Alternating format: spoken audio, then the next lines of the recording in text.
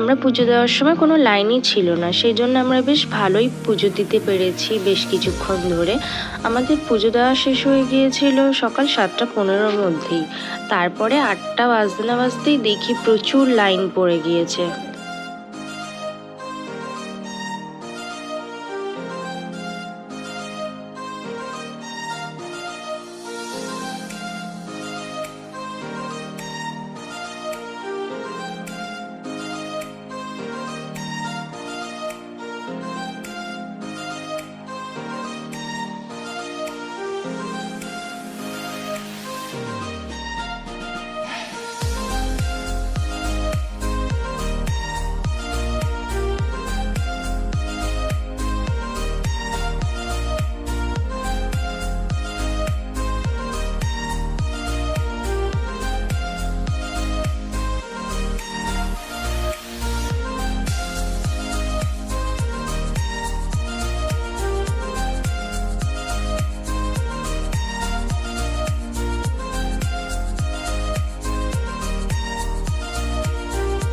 এবারে আমরা চলে এসেছি একটু টিফিন করতে, তেল ছাড়া পরোটা আর সবজি।